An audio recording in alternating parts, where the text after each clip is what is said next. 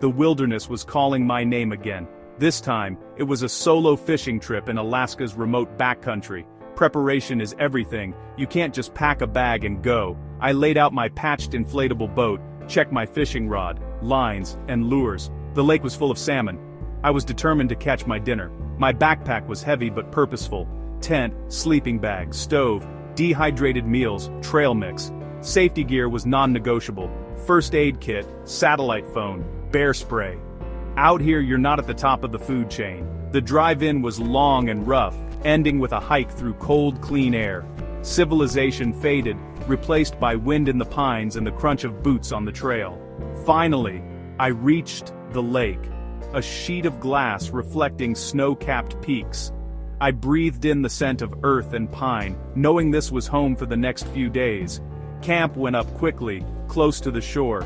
I inflated my boat, secured my gear, and prepared to push off. The real adventure was about to begin. Excitement and peace washed over me. This is what I came for. The wild was waiting.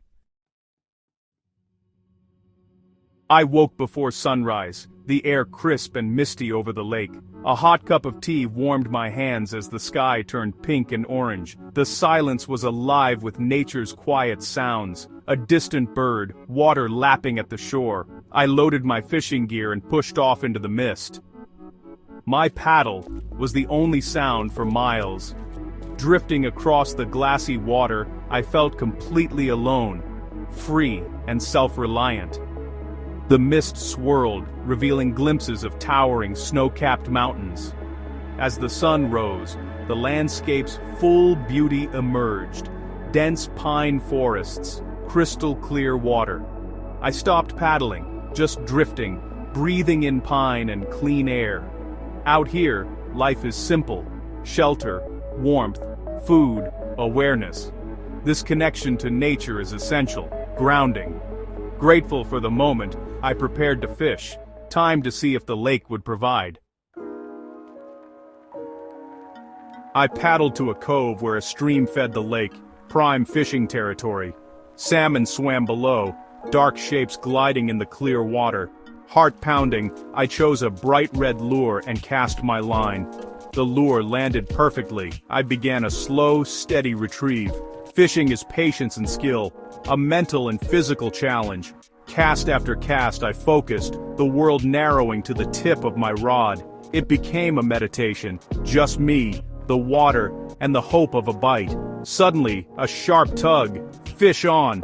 The salmon fought hard, pulling line, testing my resolve. I let it run, then reeled in, a battle of wills.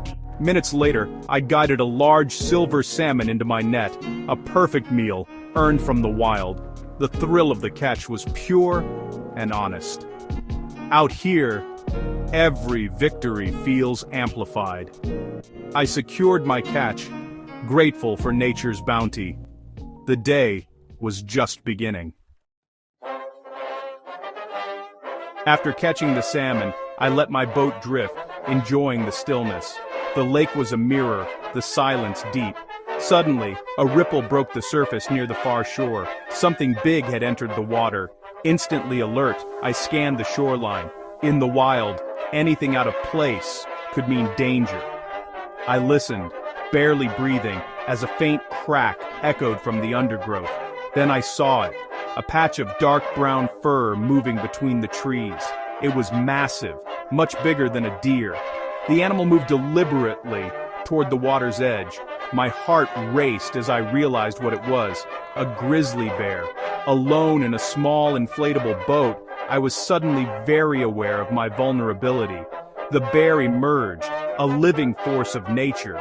For a moment I was frozen, watching this magnificent creature. The wild had revealed its true, untamed face. Every instinct screamed caution. I stayed perfectly still, barely daring to breathe. The bear was maybe 100 yards away, but it felt much closer. I was no longer just a visitor. I was part of the story now. The encounter had begun. The rules of the wild were in play.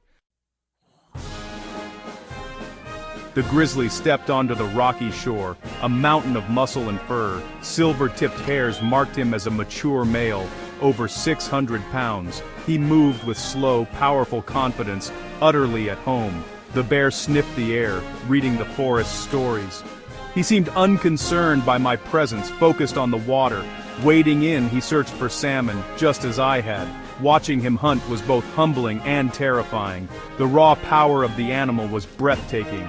He drew closer, not directly, but his path brought him near to my drifting boat. The distance shrank, now 70 yards or less. My mind raced. Was I a threat or just scenery? I knew I couldn't just wait and see. The time for quiet observation was over. I needed to act. Carefully. The wild demanded respect and caution. My heart pounded as adrenaline surged. Fight wasn't an option, only calm, clear thinking. I remembered, don't panic, don't make sudden moves. Slowly, I reached for my paddle, every motion deliberate. The bear, now just 50 yards away, was focused on fishing. But then he looked up, our eyes met. For a moment, time stopped. We shared a mutual awareness, predator and human assessing each other. I spoke in a low, steady voice. "Hey bear, just passing through." The sound of a human voice can signal you're not prey. I stood, slowly, arms out, making myself look bigger. Classic bear safety. No aggressive gestures, just calm presence. The bear watched, head tilted, listening. I kept talking, steady and calm, letting him know I meant no harm. The tension was electric, but I held my ground. This was a test of respect, not dominance. The wild was watching, waiting for my next move. I had to get out, without provoking him. Survival depended on every choice. The bear watched me, perfectly still, attention fixed. I kept my arms out, voice calm, never turning my back. My only goal, create distance, slowly and safely. I gripped my paddle, moving in slow motion. Dipping it quietly, I began to back the boat away. I never lost sight of the bear, retreating without turning. The bear didn't follow. After a few strokes, the gap widened. He lost interest, returning to his hunt. Relief washed over me, but I knew I wasn't safe yet. I paddled backward until I reached open water. Only then did I turn the boat around. The bear remained, a dark shape in the shallows. He had allowed me to leave. I'd followed the rules of the wild, and survived. My heart still raced, but the danger had passed. I paddled hard for camp, every stroke purposeful. The lesson was clear. Respect is survival. The paddleback was tense, every sound amplified, every shadow suspect. The encounter had changed everything, beauty now mingled with danger. The salmon in my boat felt less like a prize, more like a risk. I paddled faster, eager for the safety of camp. Once ashore I stored the fish in a bear-resistant container, hung high and far from my tent. Precautions now felt urgent, not optional. That evening, as I cooked my salmon, the bear's eyes haunted me. The meal tasted different, earned through survival, not just skill. The wilderness felt bigger, wilder, more mysterious. I was humbled, my place in nature redefined. The wild had stripped away any illusion of mastery. I was a guest, not the master. The lesson was unforgettable.